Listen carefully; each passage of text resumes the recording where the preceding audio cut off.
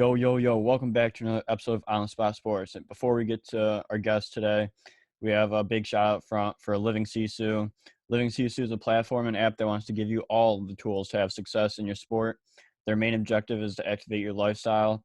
It's for active people. Enjoy discounts at companies like BioSteel, 30% off, Body Logics, the Goalie Guild, all his books are discounted. Roan, Lululemon for men, 20% off. Online stretching programs with Eccentrics, 1 full month free. They got super silent massage guns, 20% off those. And it's a great quality. It's way less expensive than a Theragun, and it's great quality. So there's so many more discounts that you guys will need to just become a member to see. So they want to provide you with anything you need for success. So come join the community. I'm a part of it. A bunch of other athletes are a part of it. So it's free to join. It takes 20 seconds to get exclusive offers to your sport, and it's definitely worth it. So do us a huge favor and go sign up for Living Sisu's membership. It's free, takes 20 seconds. So go do it, and we'll see you there. Living Sisu is a great company. We know one of the co-founders, Zach Ficali. He's a great guy. He's the co-founder. He does a lot of live streams on Instagram at Living Sisu, with a bunch of elite athletes, and you learn a lot from like the athletes' determination, their resiliency, everything to what made them become successful. So it's been a great experience so far. So go on. I'm gonna leave the link in the description. So go sign up. Yo, welcome back to another episode of On Spot Sports. I'm Jack, and in today's episode we are joined by a very special guest, current professional hockey player Brandon Hawkins.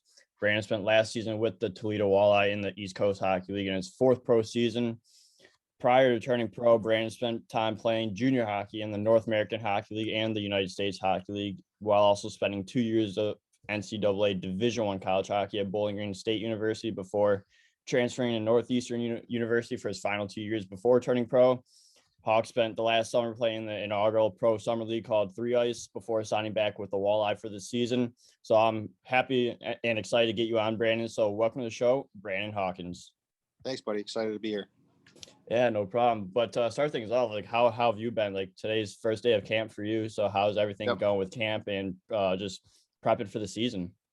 Oh, camp's good. We brought back 12 guys, so to have that much turnover on an East Coast League team is kind of unheard of. So it's a good start for sure. And we have such a good group here that no matter what day, if we're getting bagged or not, we're having fun. So it's good here. It's been awesome. Summer was good. I loved playing in 3 Ice, and it was an easy way to stay playing and stay competitive. So it was great. I had no complaints on my end.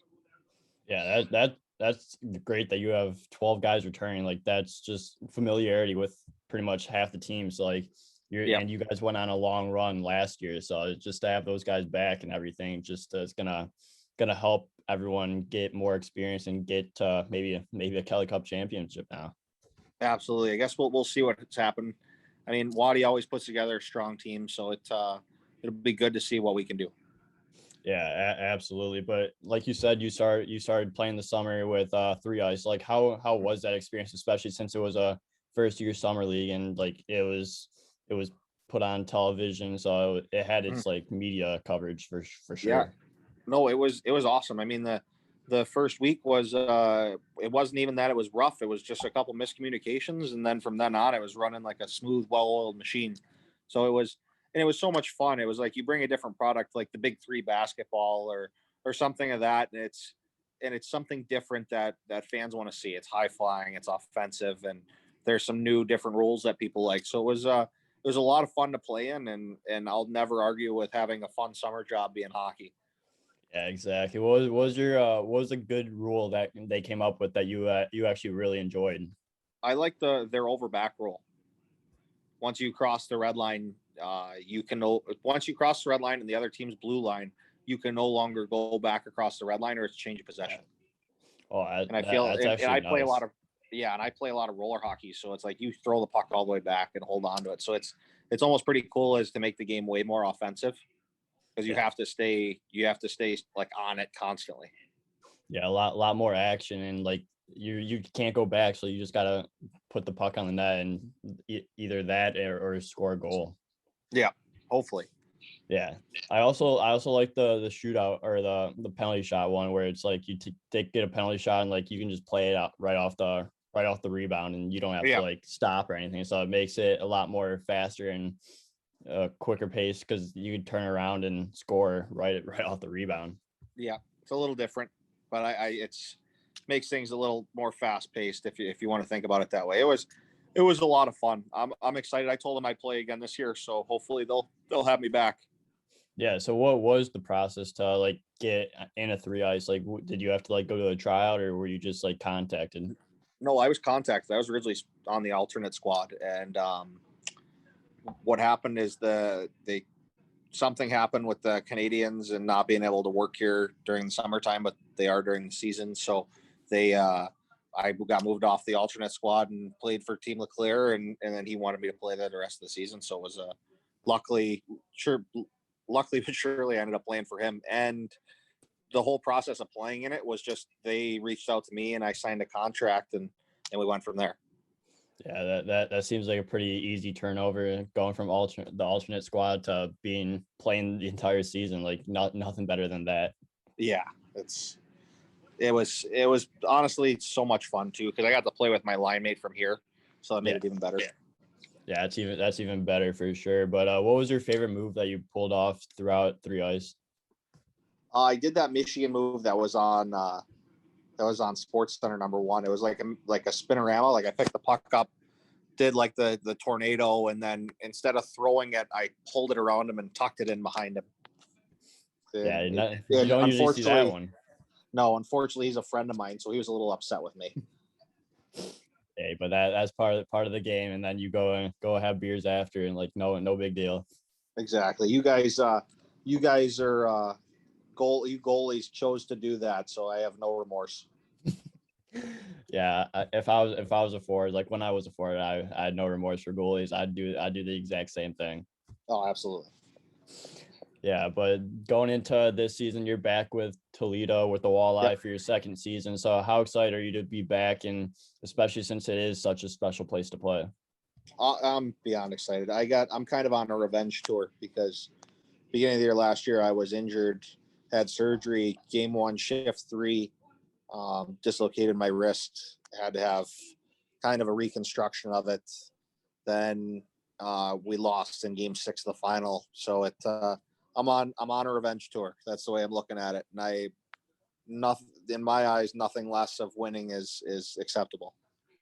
Yeah, and like when you go through like that rehab, like it's hard, especially like on you and like mentally. It's like, how did you handle like when you were going through like surgery and all that, and, like not being able to play? Like what you do to help yourself stay at least mentally sane? I was at the rink. I got to come to the rink and do everything like that. So it was like I was still part of everything. That was probably the main thing. Is our coach does a really good job. If guys are injured, they still want you a part of everything. They still want you at the rink. They still want you on the bench and everything like that. So it's definitely cool the way they treated me, and then that helped big time. Otherwise, I probably would have been a bit depressed. Yeah, absolutely. But you got to play in 52 games throughout that year, where you got 64 points. So like, what was and then and added 21 games in playoffs. Like, what after coming back from that surgery and everything, like what made you so successful on the score sheet and being more than a point per game guy? I think it was just like consistency in general. And then I got to a point where I finally felt comfortable with my hand and everything like that. So all my little plays and everything came back. I think of myself as an offensive player. So I try to look for areas and different things like that that'll make my game better. And luckily I played with a passer. So my whole thing was just finding available ice. And in 72 games, I don't count the first one because I played a shift and a half and then hurt my wrist. The 72 games I played in the full season, I had 50 goals and 47 assists. So it's like if I could do something to recreate that, then I find that acceptable in myself. Yeah. So like, how did you find that confidence, and like how long did that confidence take, especially like when you go through a surgery like that and like being a playmaker and like being very offensive, like you're using your hands constantly? Yeah. So a lot of it was stick handling with the golf ball or doing different things like that. But when I was going rehab twice a week, and I played 6 weeks after surgery. Usually on a surgery like that, you're supposed to wait 12. And the first couple weeks, I would say I was a write-off. Like I was out there, but I wasn't me. Yeah. I think it finally turned around. We were playing in Fort Wayne, and I had a 5-assist night where my passing ability was up there, and it stunk for a while because like I'm old school. I use a 105 flex, and I was using a 75 because that's all my hand could take and everything like that. So I was like, I didn't feel like I was me because I couldn't do the things I wanted to do. But that Fort Wayne game was really kind of when it started to turn around. Was that game when you really didn't like pay attention to your wrist or anything? You're just passing the puck, and you ended up getting on the score sheet a few times? Yep, I had a legit 5 assists. I was duct taping my hand to play. Yeah, but you'll do it at that point. You'll do anything, just stay in the game and be, because that's the best thing is playing the game. And even if you are injured, you want to come back as fast as you can. Yep, and that whole thing is with duct tape too instead of athletic tape. It doesn't move when you play, so even if it gets wet, it still stays hard. So it's like that's always good. Yeah, there was a good benefit to it. Yeah, absolutely. But then you guys go on a long playoff streak where you go into the Kelly Cup finals and you guys lose in game 6. Like, what was that entire run like? Obviously you want to win it, but like just having that experience and going through a long run like that, like it really like turns tables. Yeah, it was really cool. I won the year before with Fort Wayne, so it was like I had some experience, and it was nice to kind of help out some of the guys that have never played there, do things like that. But it was so much fun because of how great the group we had. We were so close, and the team camaraderie around everyone was so cool, and there really wasn't any bad blood or anything in the locker room. So it made everything that much easier, like on the ice and off the ice. So going through that whole thing, it was honestly like a one of a kind season, but luckily we got 12 of the guys back, and hopefully we can be better. Yeah, exactly. And like just having like that camaraderie and everything, like it, and like being how tight teams are, like that's what makes championship teams and teams that go that far, is because you guys don't get down on each other. You guys just keep constantly battling for each other and going through walls for each other. Yep, exactly. Yeah, but then the year before, you spent time in Fort Wayne, like you said, where you won the Kelly Cup. So like, what was that experience like in Fort Wayne, especially with like all the hockey history that's behind Fort Wayne, and just having like all the history, and then going on to win the actual Kelly Cup? It was a lot of fun. Like it was a shortened season because of COVID, so it was a bit weird, but in the end, it just became like another thing like the team last year. Like we were 2 games away. Like the Fort Wayne team, it was just a couple things clicked our way, and we won. I mean, we were down in a series against Wichita, and we came back and won in game 5 in overtime. So that's kind of what really set us apart when winning there. But it was cool. It was a little different because the cities are a little the same in terms of how much people care about hockey, but in the end, like coaching staffs are very close and things like that. And it's just, I think if you have a guy that wants to go play in a place that is, you consider this to be the NHL, the East Coast League in Toledo. Yeah.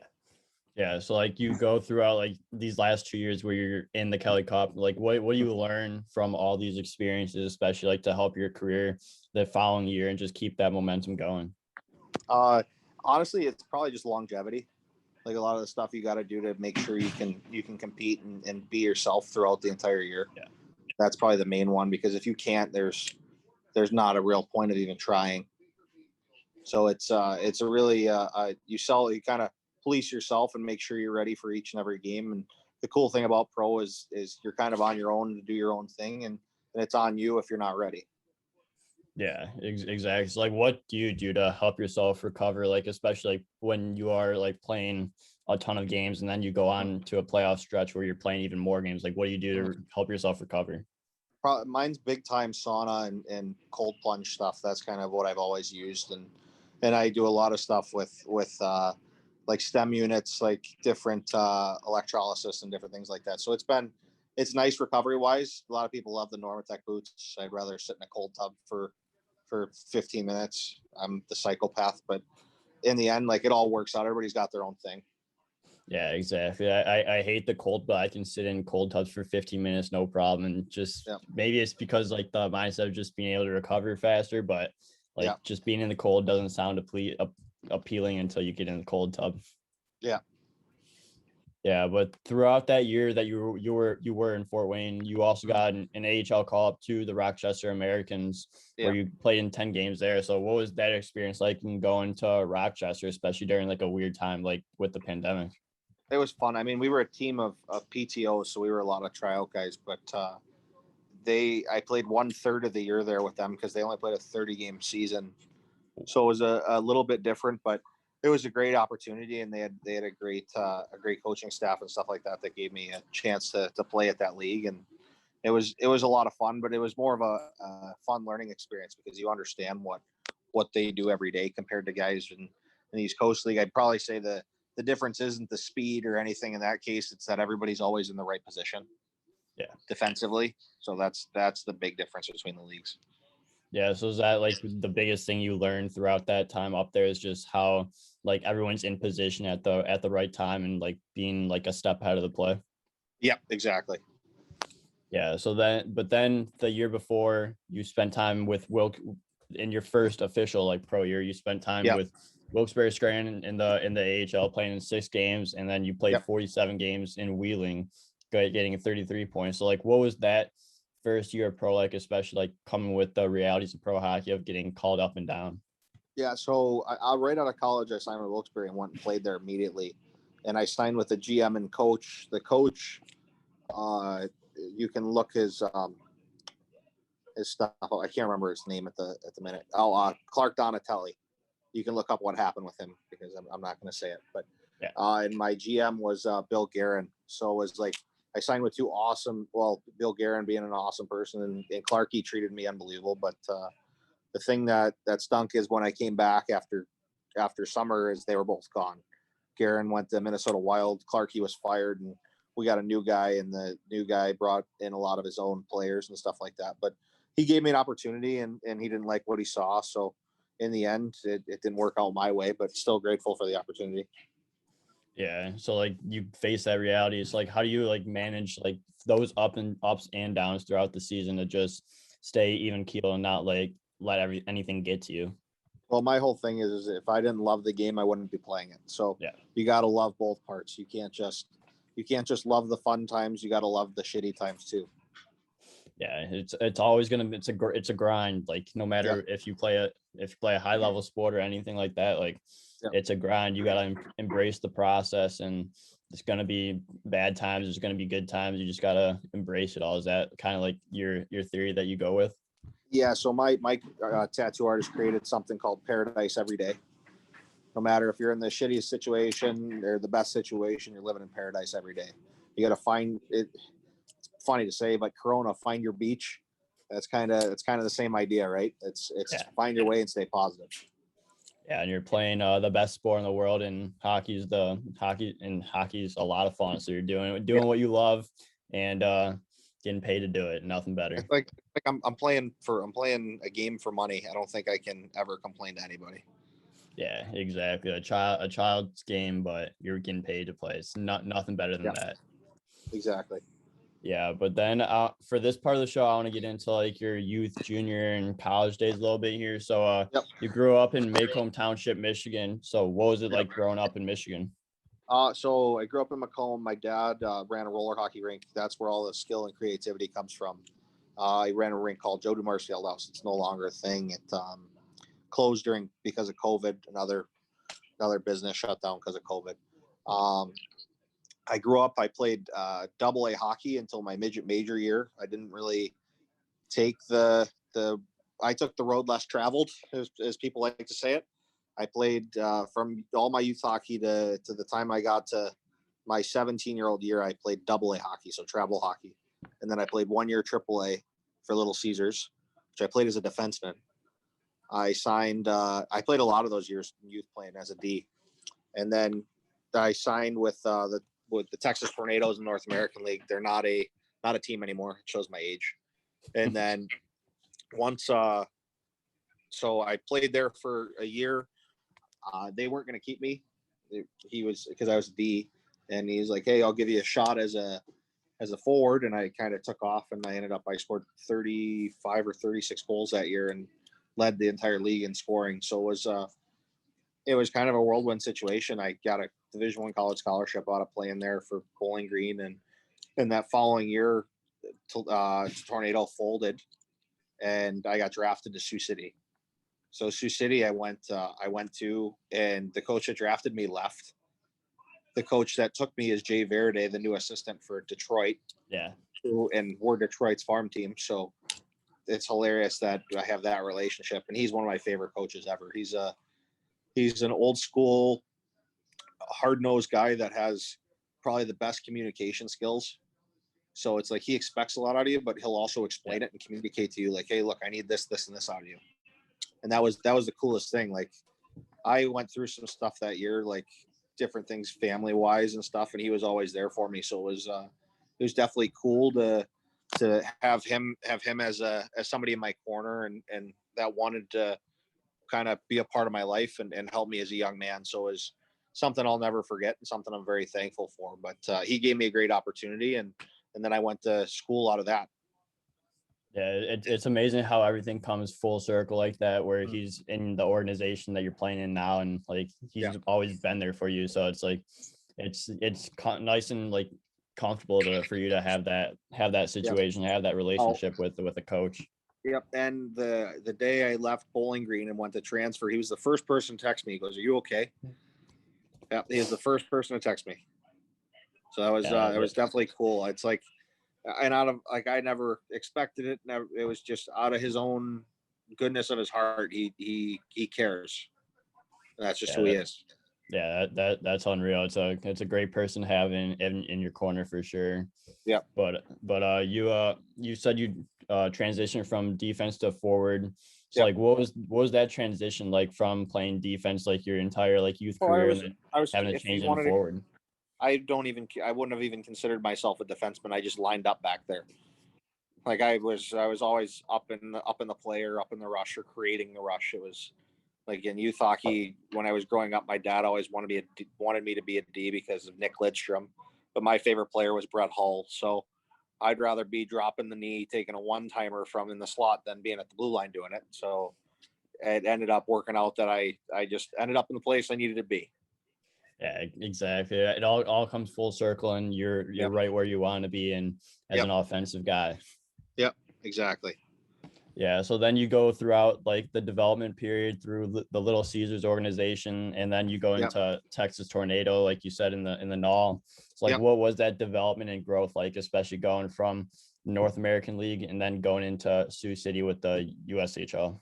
So it's honestly if you want to consider the only difference between the North American League and the USHL at the time, well, two things: was age and physicality. The NOL was more physical, fighting, different things like that, and it was a much older league. So the USHL was more the development league, if you want to consider that. Yeah. And when I got to Texas, the coach there was Tony Curtale. He's awesome. I mean, a lot of people have their own thoughts about him, but he treated me like a son and treated me like someone that he would have taken a bullet for. So it was something that I loved, and he treated me awesome while I played there, and he got the best out of me. So the cool thing with him is he runs the team like pro. You police yourself. Like we'd have workouts and everything like that. But his other thing was, it's like, if you're going to do something, do it together. I don't care if you guys are out drinking or doing whatever, do it together, do it as a team, and nobody gets left behind. And that's just how it was. And that's kind of where it all started development wise. It's like, all right, pick a older guy and try to emulate the good things that they do. So, and my older guy while I was there was Jackson Leaf. I believe he's playing in Tulsa now. So Jackson, he played at Sioux City too. We both lived at the same billet house, which is kind of cool. He went from Tornado to Sioux City, back to Tornado. I went from Tornado to Sioux City, and I lived at the billet house he did when he was there. And I learned a bunch from him. We were actually line mates my entire year in Tornado, me, him, and Scott Conway.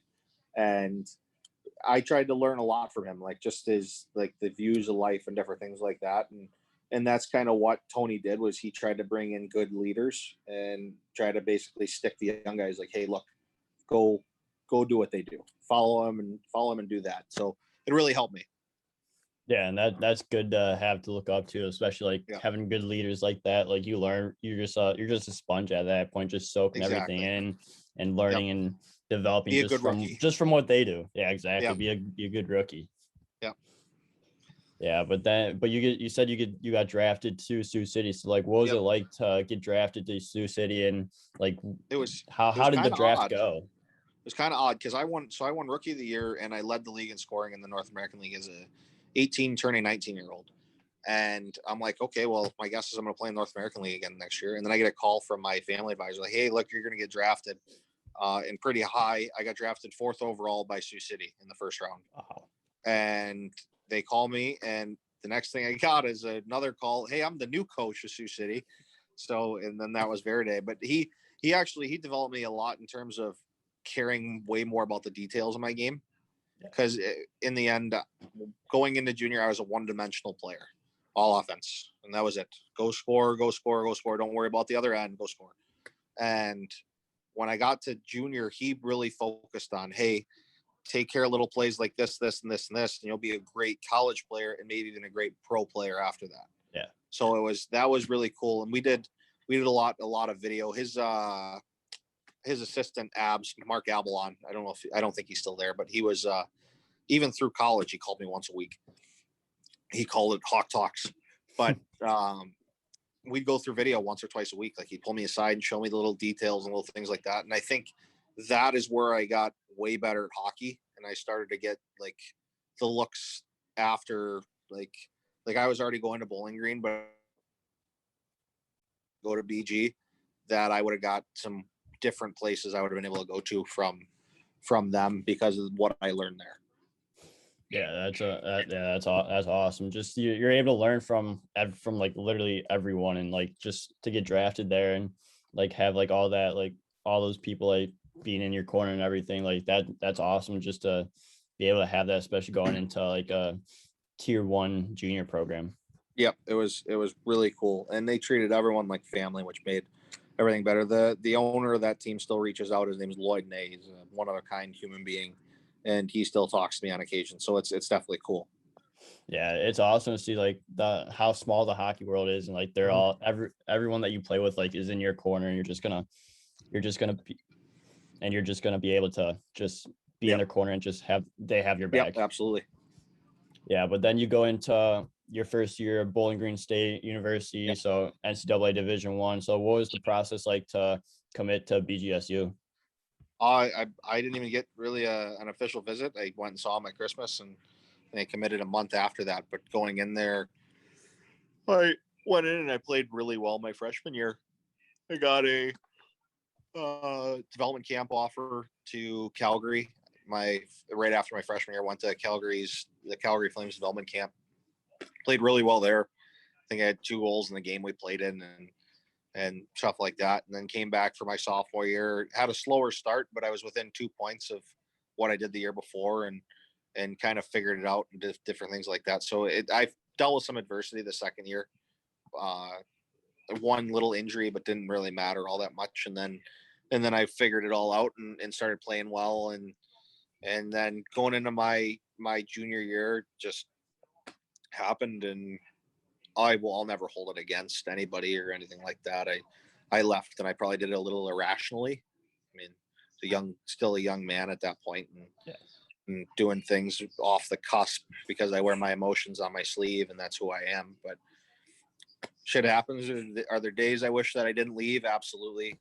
Are there days that I'm like, I can't believe the life I got to live in Boston at Northeastern. I won 2 Bean Pots. I won a Hockey East title. We won Hockey East that one year that we needed to beat Boston College for Bowling Green to get into the NCAA tournament. We beat Boston College 3-2. I had 2 goals and assists. Yes, that's like my saving grace to leaving BG, if that.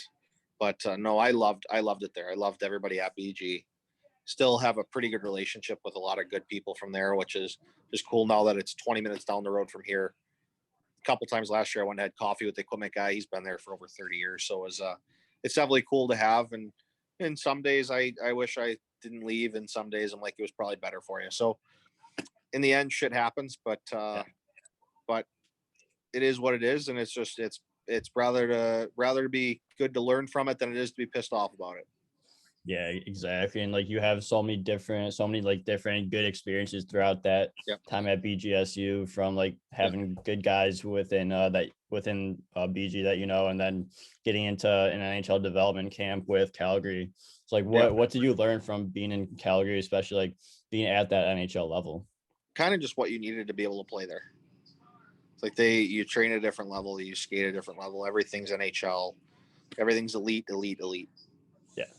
And now it's weird now because thinking about it, that's fucking 7 years ago. Wow. It's everybody trains that way now. At that time, it was like 1 or 2 out of 4 people train that way. Now it's everybody trains that way. Everybody skates like that in the summertime. So it's like now it's a little easier to train because everybody's doing it. But like back then, it was like I went and trained where all the Red Wings guys trained. I went and skated where all the Red Wings skated. So I was skating with all those guys on a daily basis. Up until I came here last week, I was skating with Jakob Kindle 3 days a week. He's going back to Europe. So it was definitely cool to have that relationship with him and kind of learn from him. So it was definitely a great time.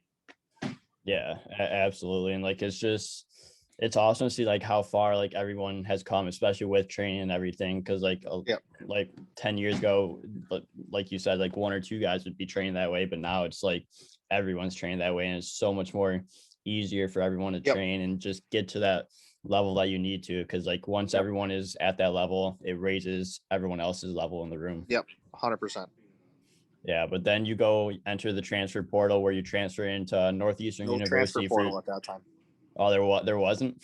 Nope, I was 2 years late.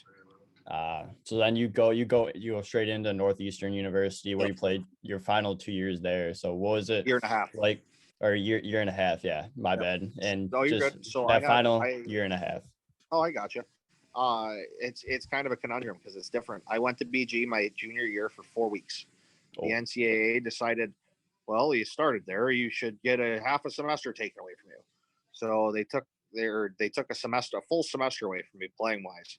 So I lost a full year and a half of playing. Ouch. That whole year, and then up until Christmas the following year. And then that's when I got to come back and play. That's brutal. Yeah. So it was a bit different, but it was kind of cool because going through the transfer process, it was like I really got to understand, like they really wanted me there. Still have a great relationship with that coach there. My head coach that was there is now the athletic director, and my assistant coach, the forward coach, Jerry Keefe, is now the head coach of the team. He still reaches out all the time. He's an awesome person, and he has such a mind for the game that they're going to be good for a very long time in his hands. And watch for his son coming up because he committed to BU.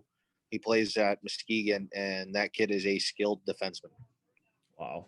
Yeah. Yeah, and like that still comes to like what we've been saying the entire time, just having people in your corner and just having them reach out constantly and seeing how you're doing. Like it just proves that a lot of people care about you. Yep, exactly. That's the cool thing about all of it. Yeah. So like what did you do during that time where you couldn't play for like a year and a half because of the transfer and everything? So like what were you doing to just try to stay with it? I could just practice. That was it. Yeah, wasn't allowed to travel with the team. Wasn't allowed to do anything else. I was allowed to practice and train with the team. That was it. Wow. Yeah. Like that. Yeah. So it was a mentally draining thing, but made me stronger in the end. I'm able to deal with things a little bit better now because of it and the different things I dealt with. But no, it was a blast because I got to really understand and learn from everybody, whether you're in the lineup or in and out of the lineup, to the guys that are playing, to the training staff. I really got to meet and understand and talk to everyone, which is kind of a blessing in disguise because you get to understand people from a different side of things. Yeah, at least you're able to like learn from those experiences and be able to have those guys that are telling you like just to keep going and everything, even though like it's a shitty situation to be in. Yep, exactly. Yeah, but I have a few more questions before we wrap things up here. So do you have any tips for players looking to get to the next level? Honestly, what people look for now is good people along with hockey players. It's no longer like, oh, that guy's a great hockey player, we're taking him. Yeah. you got to be a good person on and off the ice. You got to be able to play your game. But then the second you get off the ice, or the second your body language goes haywire or something like that on the ice, you almost get crossed off the list. So my biggest thing is be positive, be a good teammate, and take care of others. And a lot of that time, if you're maybe a little less better of a player, but you're a better person than someone, that'll help you move on to the next level before the playing well. Yeah, just be a good person, have good character, and like that. Yeah. That'll do so much 100%. more than just being that great hockey player. Like it helps, but like if you don't have good character, no one's gonna take you. If your name gets out there and everybody's like, oh my God, I love that guy. That guy's awesome. He's a good friend of mine. Like things like that. If that gets out there, like that's a lasting impression, and that means a lot to people. Yeah, absolutely. And that's all you can do is just be a good person, get your and like everyone wants you and everyone loves you. Because again, listen, if hockey doesn't work out, what do you have? Yeah. You got a bunch of relationships you made where people understand you're a great person. So something cool to have. Exactly. And then my next question is, what was your favorite barn to play in 3 ice? Ooh, Bridgestone. Oh, Nashville. It's a good country city for sure. Yeah, that was probably all time. TD Garden winning the Beanpot in front of 22,000 people. That's got to be all time. But no, the 3 ice was Bridgestone. Yeah, two legendary barns right there. Like there's no better place to play than those two. No, maybe the old Joe Louis. Yeah, that's also a legendary rink, but yeah, they're all fantastic rinks. But Brandon, thank you so much for coming on the show. I really appreciate your time, and I want to wish you the best of luck going forward with Toledo, and I look forward to following your career the rest of the way. Thanks, Huddy. I appreciate it, buddy. Anytime you want to do this, let me know. Maybe we can get Bo on here together or something like that, and we can do a big chat circle. It'll be a good time. Absolutely. I'm 100% down for that. We'll get it going for sure. Perfect. All right, buddy. Thanks for having me. Yeah, no problem. See ya. See ya.